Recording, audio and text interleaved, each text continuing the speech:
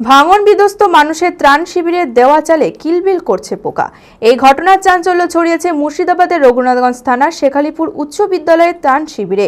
সূত্রের খবর, মুর্শিদাবাদ জেলার তারানগরে ব্যাপক আকারে পদ্মা ভাঙন হয়ে প্রচুর ক্ষতিগ্রস্ত হয়। ক্ষতিগ্রস্ত মানুষেরা শেখালিপুর উচ্চ প্রাথমিক ত্রাণ শিবিরের আশ্রয় নেয়, এমনই অভিযোগ এনেছে সেখানকার মানুষেরা।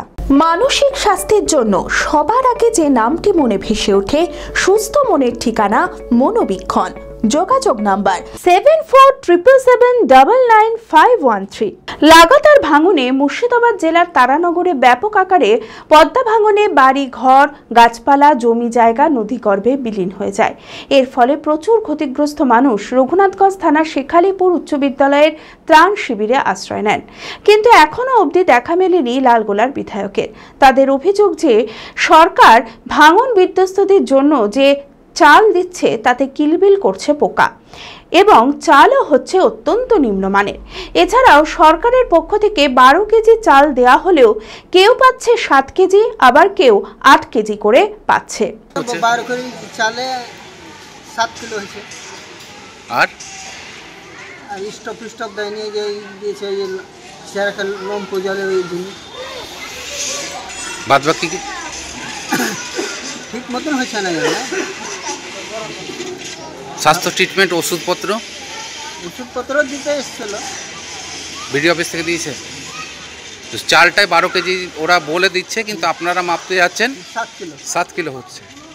কদিনের জন্য দিচ্ছে এটা?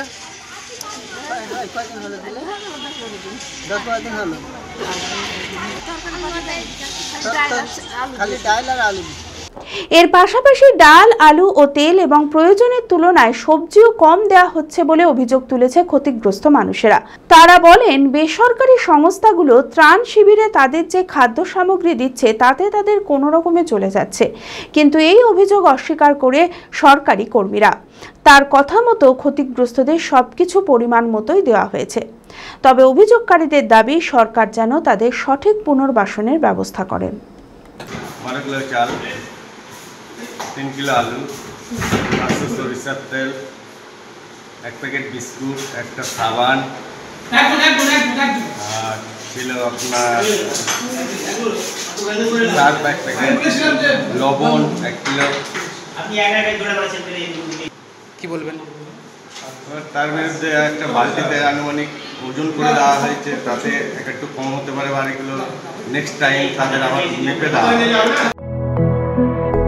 B care Institute of Management and Technology ভর্তি চলছে civil, mechanical, electrical, electronics and telecommunication engineering কোর্সে। শিক্ষাগত যোগ্যতা: প্রথম বর্ষে ভর্তির জন্য মাধ্যমিক পাস এবং দ্বিতীয় বর্ষে ভর্তির জন্য বিজ্ঞান বিভাগে উচ্চ মাধ্যমিক পাস অথবা উচ্চ মাধ্যমিক ভোকেশনাল পাস। খুবই অল্প খরচে পড়ার সুবর্ণ সুযোগের সাথে রয়েছে স্কলারশিপের ব্যবস্থাও। রয়েছে বাস পরিষেবা ও হোটেলে থাকার ব্যবস্থা। আইটিআই পাস ছাত্রছাত্রীদের দ্বিতীয় বর্ষে সরাসরি ভর্তি চলছে। মেধাবী ও আর্থিক দিক দিয়ে পিছিয়ে পড়া ছাত্রছাত্রীদের জন্য রয়েছে 20% বিশেষ ছাড়। ঠিকানা NH 34 এর কাছে, কানফালা, নবগ্রাম, মুর্শিদাবাদ। যোগাযোগ নাম্বার 08967158821।